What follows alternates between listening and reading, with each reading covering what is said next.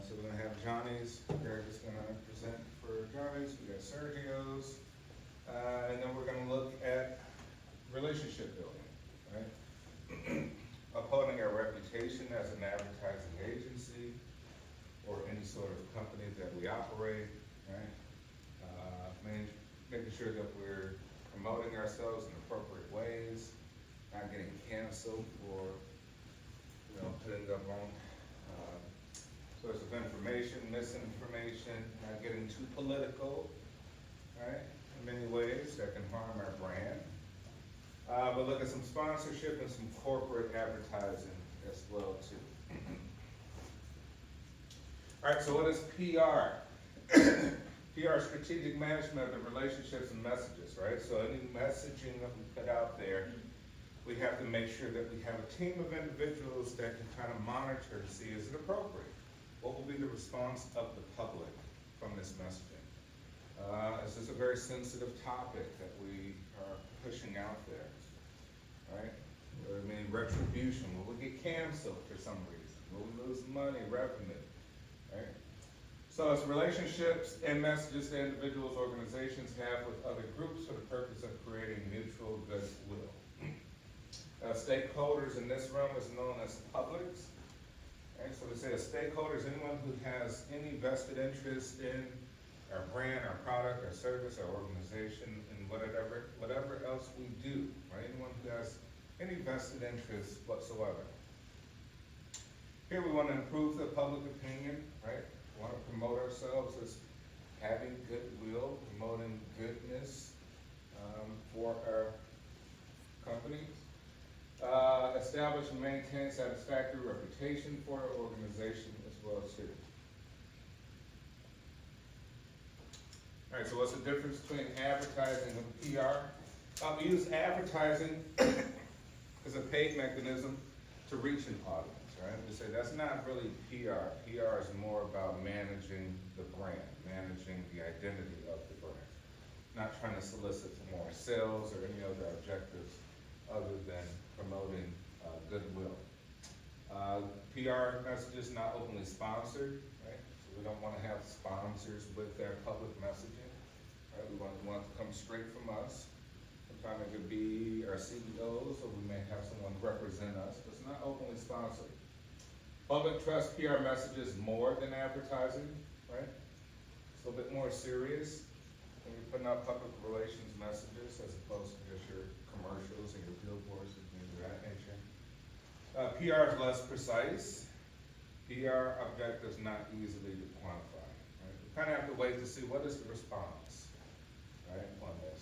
Let's say we made something that was extremely controversial or political, and we faced a ton of backlash, Twitter, Facebook, Instagram, right? Someone within an organization said something that set off a chain of events where people start to cancel us, right? We wouldn't really know how bad the results would be until maybe say 3 quarters later, or maybe even a year later, right? How hard did it impact us, right? Ellen DeGeneres has enormous influence with millions of consumers who enjoy her shows. So when Ellen suggests she has a strong brand preference, the impact of sales is substantial. Fame in the name, right? We can use people who have a ton of influence to represent our sort of PR messages, right? Someone who has a good reputation, someone who is solid. For our consumers, whoever the base is, right? Whether they be maybe a little bit more liberal, or whether they be a little bit more conservative. If that's our consumer base, and we have some sort of celebrity sponsor who people trust in that realm, that's a really good move.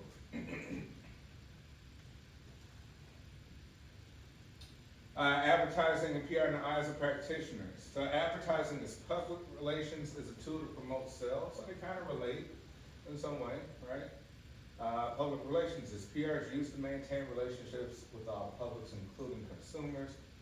Few companies structured with a PR orientation, right? Johnny's and Sergio's, they don't have a PR team, right? It doesn't exist. They're too small, nor are they really in the business of needing one, right? At this stage. Now, McDonald's, franchise restaurant, they do need a PR team, right? Because some of the messaging that they promote out there may really anger a lot of their base, right? So they need someone to sort of manage their orientation.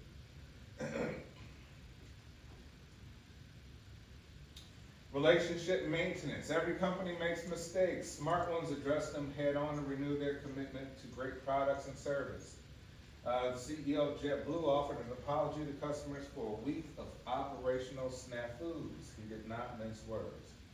Here he's quoted saying, JetBlue was founded on the promise of bringing humanity back to air travel and flying, making the experience of flying happier. We know we failed to deliver on this promise last week. We deserve better, a lot better than we let you down. Right, taking the head on, not letting it just kind of thinking it could go away, right? A lot of times you'll see the CEOs come out and make these real great statements acknowledging that they made a mistake, right? Usually the public is more,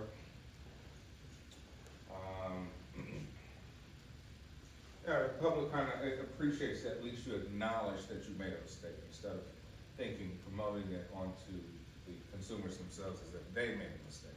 And they want to know, what are you going to do about it, right? Well, people want to know, hey, okay, you made a mistake, what are you going to do about it, right? Give us a plan, a strategy.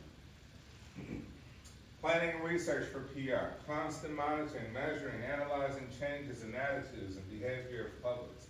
Right, we could look at, we go on Yelp, we can see the reviews, right? On Google, we can see reviews for company. Someone's obviously monitoring that activity. They're responding to each customer, hopefully, right? Say like, hey, okay, I'm sorry that you didn't enjoy your experience here. Is there any way we can make your experience better next time, right? And then we have someone who may also say, well, we got all this data, but people being dissatisfied with their experience, we need to go and change something, right? So they get uprooted up through the pyramid, and then we start to reformulate new plans on how to advertise based on those demands.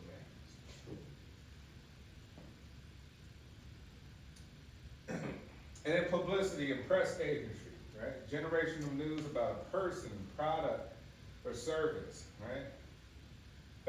Not all bad news is, bad. Sometimes bad news may attract more people to look into the organization, right? It may even create conversations that later could promote sales.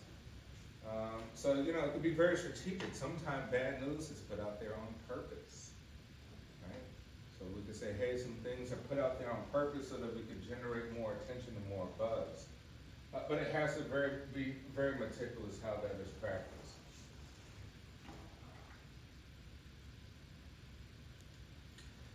Public relations for non-for-profits. Nonprofits and service organizations rely on publicity to educate others about the good that they do. This clever message for the Club Scouts creates goodwill, even among people who are not parents of Scouts, by speaking to a broader social benefit provided by the organization. Here we're saying very few crime reports start with the suspect, a former Cub Scout was last seen. I don't really get that too much. And then lastly, I'll stop here briefly to let Greg come up and present. Community involvement, build a relationship between the company and the community. Having community events to be part of PR, right? Social events, things of that nature. Working with your local government could be public relations. Working with other businesses could be public relations, right? Getting things involved with stakeholders. And it contributed to community social and economic development. If you have a store in a neighborhood, in a community, and you do nothing else but just sell product, there may be competitors that's doing more. Maybe they're handing out turkeys on Thanksgiving, right? Maybe they're doing clothes drives for the children back to school. The community noticed that, right? They'll come and sort of circle around that. That creates more economic development for that company, right? For that store. So it's important to be involved within the community and do your best to kind of show that you contribute and care, because the community is a stakeholder. All right. All right, Greg, you want to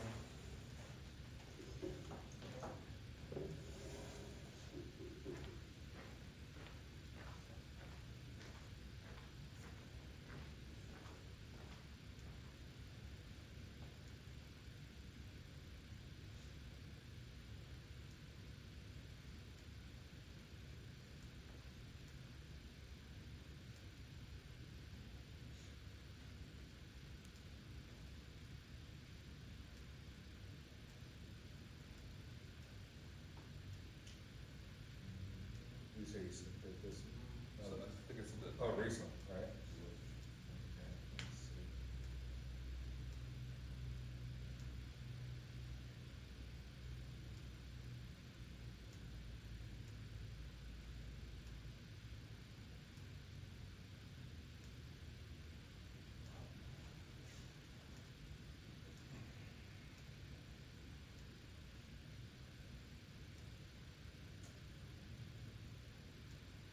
You think you can try to sign it again? It's not showing up for some reason. Or unless you have it, do you have your laptop available? I don't have a laptop now. Okay, hang on, hang on, hang on. Let's see what happens.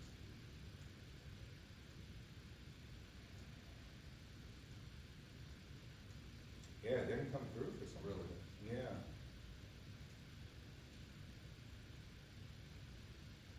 Okay, I could try accessing on my phone. I don't have my password, so I don't know if I'll be able to, but if you wanna let them know, I can try. Yeah, yeah, okay. We'll let Sergio's go first while we try to. Okay, get sorry this- about that. Yeah, no worries. It happens. Okay, Sergio's.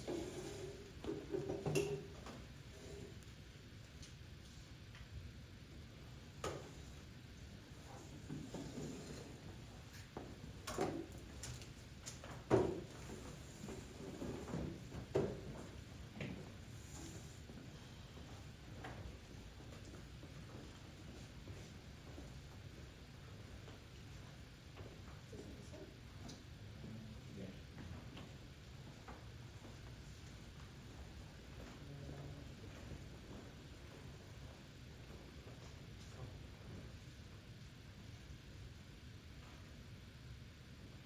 Okay, so well, we have Sergio's Taqueria and Pizza, and this is our advertising plan.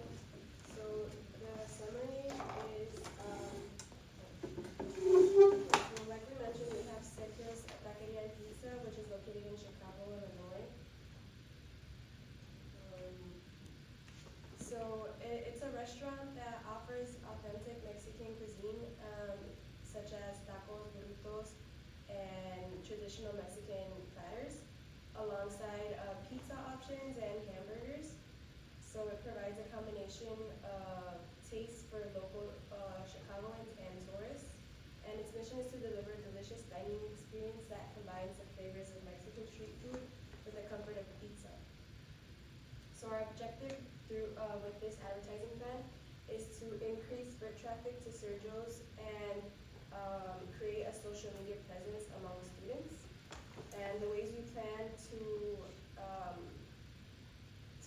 achieve this is by launching a student loyalty program and creating social media campaigns and just refining the menu. And we hope to have a 20% increase in foot traffic and a 20% growth in social media engagement, as well as establishing a clear culinary identity for Sergio's. So, Sergio's is located near schools and universities in North Park, which is why we're trying to target students and faculty members, and we're also like the people that live around that area. And yeah, so we're trying to see if the schools can let us like put posters or flyers, hand out flyers, and also make the loyalty program for students. Sergio's it is established in an area where there's like a lot of food and bars, so it does have many competitors, such as Big Hill, which is a bar and grill that offers dishes like burgers, chicken wings, and Mexican-inspired options. Edgewater Mexican Cafe is also another competitor for Sergio's, as well as El Potosí Taqueria. So, since Chicago is a diverse city with rich food and culture, and it is a competitive environment for Sergio's, we want to make sure that Sergio's stands out among those competitors, and it's something that Chicagoans are aware of, and we want to make Sergio's a go-to spot for tourists as well. Taking a look at Sergio's marketing objective, we want to increase brand awareness. We want to make Sergio's a known name within the Chicago community and a must-visit spot amongst tourists. We also want to boost foot traffic, which means we want to encourage more locals to visit the restaurant through promotions and word of mouth. We We also want to increase online orders and delivery sales. So that means we can tap into the growing online food delivery market, expanding through certain apps such as DoorDash and Uber Eats. And we also want to build our social media presence through Instagram, TikTok, Facebook, just to name a few, in order to engage more with customers and share our mouth-watering visuals of new menu items. And here's some visual ad examples. On the left right here, you can see 20% off your first order. Claim your discount now. It's some nice visual here of pizza and tacos. And then on the right, focusing on a potential new menu item, the new Mexican Italian fusion pizza, ready for a flavor adventure.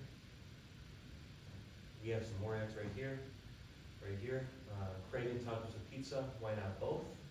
And use student special, 15% off, as long as you show your student ID. Get your taco and pizza fixed today. Order now online for fast delivery straight to your door or apartment. And last ad on the right side, you can see a new logo for Sergio's with a nice font over there showing some new menu items. Focus on our advertising strategies now. We're looking at implementing some creative campaigns, which could include certain hashtags such as hashtag Sergio's Study Fuel, Sergio's Taco Time. We also want to collaborate with local influencers to promote our menu items and events. Focusing on certain media types, such as social media, as I previously mentioned, focusing on Instagram, Facebook, and TikTok.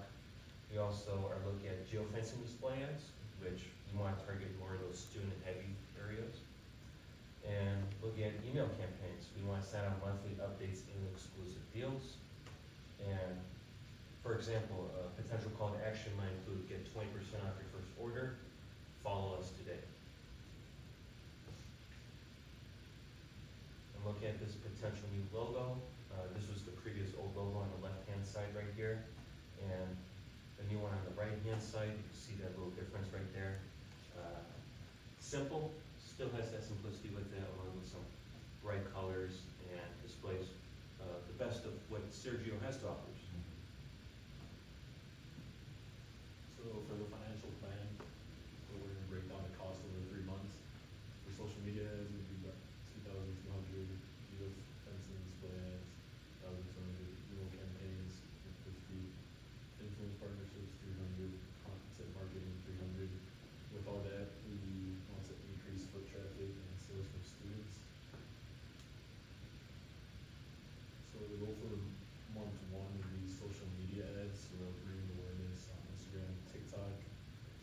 Month 2 would be to display ads, so we target universities during peak times. And with that, we want to generate students to keep going back to Sergio's.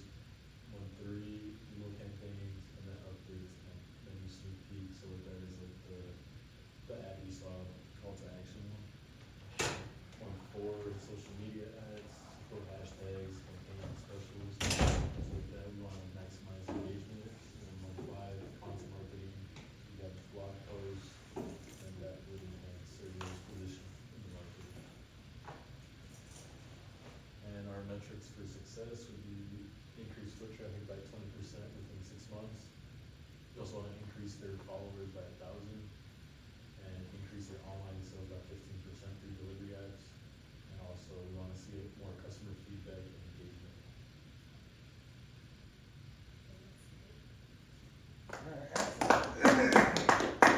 Hey, really good job, I like it. You're really detailed on how you're going to achieve your objectives.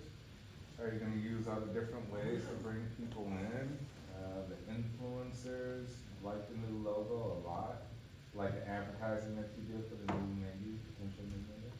So, yeah, perfect. Good job. I did think of, one thing, like I thought of like, what if you can get like maybe potentially the most popular person at the nearby universities, almost like an athlete, right? Or even at the high schools nearby, right? Like find out who's the quarterback, like on the high school team there, to get them to be the social media influencer, to get people to like, hey, come to Sergio or something, right? independent could. Like working with the athletic program at the high schools and universities, so that they could promote Sergio Skinner games too. Right? Basketball games, football games, all of that. So, excellent, perfect. How do you guys feel?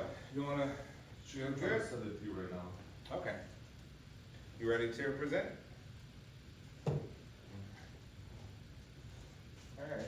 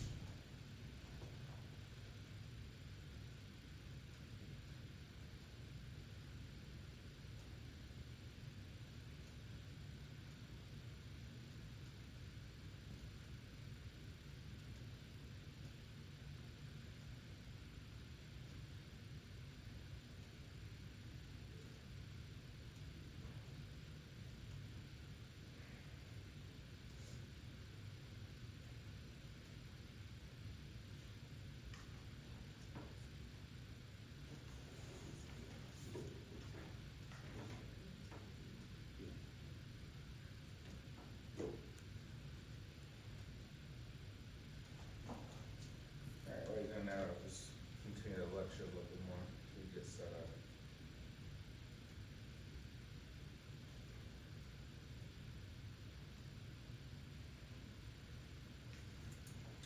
All right, some other public relations jobs, right, different, so we have public affairs and lobbying, right? Going out and lobbying in front of, our sort of politicians in our government in order for them to change some of the laws, some of the protocols, right? That makes it easier for us to operate our business, right? Kind of easing the legislation to promote our sort of agenda. Speech writing, right? So we need great writers who is able to affect sort of messages out to the public. Fundraising, membership drives, right? Publications, maybe we have a dedicated magazine, right? A publication that we could push out there so that we show all the good community work that we're doing, right? Our social media, right? Dedicated sort of area to show some of the goodwill that we promote out in society, corporate blogs, special events management, all sorts of activities. Some tools, news releases, press kits, photos, right? Featured articles, printed materials, posters, exhibits, audio visuals. And now sponsorship. Sponsorship, cash or in-kind fee paid to a property in return for access to exploitable commercial potential associated with the property, philanthropy, support of a cause without any commercial incentives. Oftentimes you see for-profit organizations start a non-profit arm, even for myself. You know, originally when I had my for-profit business, I was thinking of like, hey, quickly I need to start my charity, right? My foundation, because it was something that was near and dear to me, but I knew that I could use my for-profit money to kind of effectively put into that not-for-profit to do a bunch of good work, right? Which is primarily like out in South Africa and South America and things like that. All right, so I hit my causes, right, without any commercial incentive. I wasn't getting any money back from it. Event sponsorship. Continued popularity of sports makes them attractive targets for corporate sponsorship dollars. Here we're looking at Venus Williams, I believe. Both athlete and the tournament are sponsored by Nike and Rolex respectively. Two companies getting together, they're all putting in money to sort of promote their own brands, right? We see all the brands sort of in the background, Emirates, Rolex, right? Wilson, right? Nike, different companies coming together to promote. One of the benefits of this, right? Public approves of it, provides benefits to the city where the events occur, right? Money is being poured into the city, that's very good for the government. Involves customers, prospects, other stakeholders, face-to-face access to customers and prospects, uncluttered by competition, and enhances the company's image by affiliating with appropriate event, right? So if you're a small company, you can enhance your sort of image by joining up with larger companies, right? And can be very cost efficient, right? It's better to get people to pool in the money as opposed to just spending up all the money yourself for these events. Some of the drawbacks: costly when the event is solely sponsored, right? There's only one major sponsor as opposed to many, right? As we go to the sports games, to the Bears, Cubs, White Sox, whatever, you see thousands of sponsors, right? Potentially. Co-sponsored events result in clutter. Okay, we see thousands of sponsors. We may have forgotten them all. But it's just too many to remember. Right? Evaluating effectiveness can be tricky. You're like, hey, you know, we at this event, but unfortunately there's 100 other sponsors at this event. I don't know if us contributing to this makes any sense to our bottom line, because how many people actually remember us, right? Maybe if we were just a major sponsor, they would, but we don't have that type of money to be a major sponsor. So will it make sense? Hard to kind of evaluate how effective that could be. Some other types of sponsorship: sports marketing, right? Ambush marketing, right? Aggressive. Entertainment, festivals, fairs, annual events, causes, arts and cultures, right? Museums, things of that nature, and venues such as sports games. Gatorade sponsorship of high-profile sports leagues like the NFL have provided countless opportunities for exposure with their target audiences, right? You get your customary ritual of pouring the Gatorade on the coach after a great victory or championship win of some sort.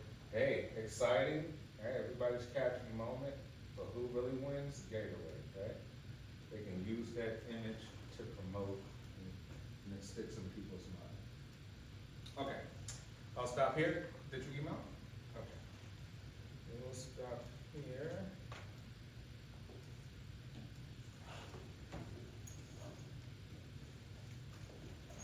All right, I got it.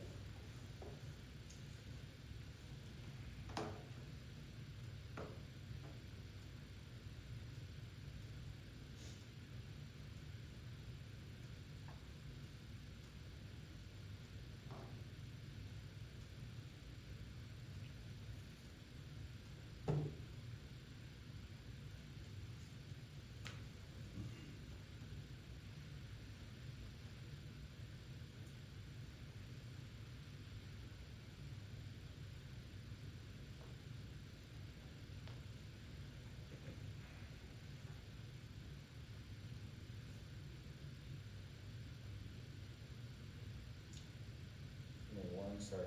That was making me verify one of these Google presentations.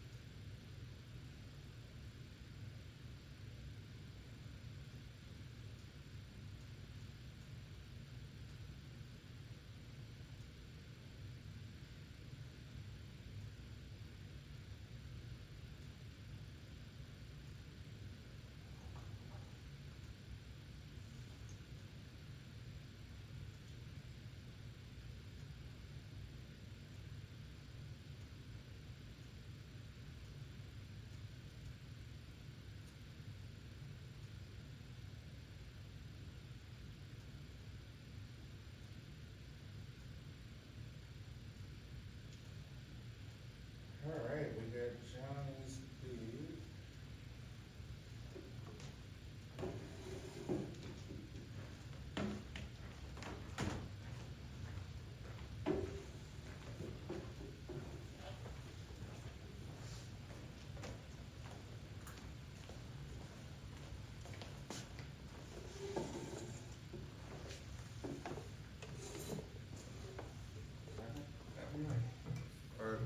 This is our advertising campaign proposal for Johnny's Beef, the only kind of beef you want with Chicago. Sir, executive summary is iconic Elmwood Park staple for over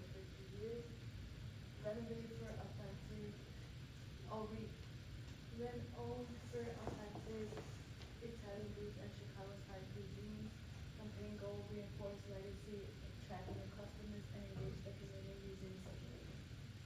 Objectives, we want to increase awareness, we want to showcase the legacy and taste of Johnny's beef. We want to drive traffic up, boost foot traffic and online engagement, enhance brand loyalty, deepen connection with loyal patrons through storytelling.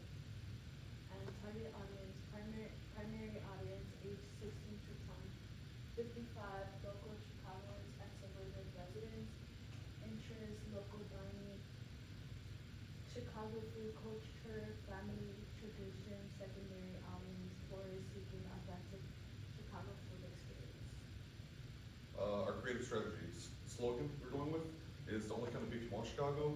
Tone is casual, authentic, nostalgic. Style, warm, community focused, visually mouthwatering. Our content focus, we want food shop with that kind of au jus dip. That's what beef is known for in Chicago. The gravy juice. And then behind the scenes video preparations we'd like to do with them too. It's a small venue, you can make cool videos with the customers in them also. And customer testimonials and heritage stories. And the last part is a food truck, which is gonna be a new asset. It could be used for marketing and also expanding our area of operations. So social media, Instagram and TikTok focuses on food image, behind the scenes video, as you mentioned, and customer shout outs, reels and stories, quick enticing videos showcasing the preparation of Italian food, definitely listed in our juice and customer testimonials. User generated content campaign focuses customers to post their Johnny's Beef experience with a specific hashtag, hashtag Johnny's Beef, local influences, partnerships, collaborate with Chicago, based food influence, and actors to create more awareness, in-store promotion materials, posters, table times, promoting social media engagement, etc. Tag us with hashtag Johnny's Beef. And as we know, Johnny's isn't really strong on their social media. That's why we're putting such a big emphasis on it and the different platforms and trying to get customers to engage with it, not just look at it. We think that will increase its branding and marketing with the younger generation, just those on social media in general. Social media intangibles helps brand awareness, and like I said, increases social media followers, engagement that can lead to long-term growth, which is ultimately what every business wants. Customer loyalty, which you have great, but engaging content strengthens connection with existing customers and potentially those new ones that are seeing it on social media for the first time. And then digital footprint, establishing Johnny's as a modern, community-centric brand with authentic appeal. Timeline duration, 4 weeks, and then what we would cover is week 1, influencers, collaboration, and feast codes. Week 2, customer testimonial and user-generated content promotion. Week 3, behind the scenes video and fun facts about Johnny's history. And then the last week, it would be wrap up with giveaways for best customer promos. Social media budget, the asking amount. Social media advertising, $2,500. Influence partnerships, $3,000. Photography and video production, $1,000, resulting in a total cost of $6,500. The projected return on investment we'd have for these investments, from ads, $7,500, from influence partnerships, $9,600, and from user-generated content, $4,800, resulting in a total campaign revenue of $21,900 for an initial $6,500 investment, which we think is pretty good for that. Then for the next step, which we introduced, the food truck. It's intangibles, it has expanded reach. It can reach customers in new neighborhoods, festivals, and corporate locations. Brand visibility, a branded food truck doubles as mobile advertising for someone that's only 2 locations and doesn't really spread. I think that could really help marketing. And then test new locations, explore markets for potential expansion into brick and mortar stores. So they don't have to do it, but if they sit their food truck in a certain area and they make a killing constantly for months and months, that could open opportunities for brick and mortar store. And then tangibles. Average sales per day, we estimate about 1,000 based on 80 customers with $12 for an average ticket. Operating days, 200 days a year to count for season, downtime, Chicago weather, we know how it goes, especially with the truck. And then vet revenue, 25,000. And then the food truck cost initial investment, food truck purchases set up $80,000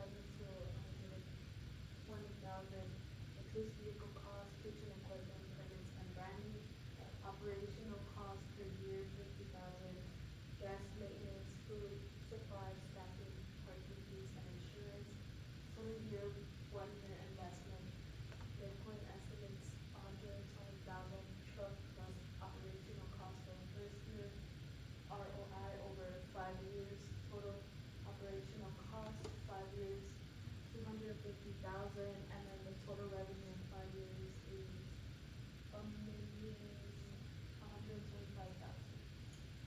So looking at these projections, obviously a $250,000 investment over 5 years, beginning over $1 million return, I think is huge potential. And that's not including the branding that we were talking about before. That's why I think food truck has so much potential for someone like Johnny's. Even if they don't use it every day, or every, they can use it for special events such as Taste of One Park, Taste of Oak Park, bringing it to the college campus right here, or other college campuses. So there's so much potential for that. Market insight competitors include other Italian beef spots like Alesby, Portillo's, and Bueno, but Johnny stands out for his authenticity, simplicity, and his loyal local fan base. The campaign will capitalize on Johnny's nostalgic and family-oriented reputation. Advantages: Johnny's unmatched authenticity and simplicity. Opportunity: leverage for nostalgia, community, love, and social media to capture the attention. Johnny's Beef has been the heart of Chicago's food culture for over 50 years. His campaign will keep its legacy alive while opening its doors to a new generation of fans. Together we could take Johnny Beef to the next level. Then our contact information, I don't wanna put our phone numbers up there, but our phone numbers and then our email to reach us. We had visuals, I wasn't able to access them yesterday, so I couldn't get them on our slides, but we do have multiple advertisements for what we're doing, including the food truck and then the one we showed last time. So, that's all. All right, excellent. Good job. All right, call to action, social media stuff, food truck. All good stuff.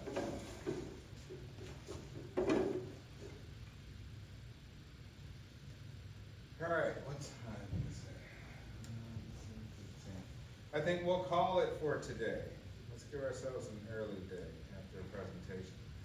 I'm asking one more request. I get a class photo before we get out of here. Tuesday, we'll just have class, we'll talk about some things other than advertising. Maybe we'll talk about some career prospects. I'll put together some stuff. I'll kind of show maybe jobs that you can apply for, things out there, stuff to put on resumes, what to look for, personal experiences, and then maybe we can just have some snacks. So Tuesday, if you wanna bring chips, snacks or something, we'll just have an easy day, cause that'll be our last day. All right, I want everyone to come up here and let's get ourselves a class photo.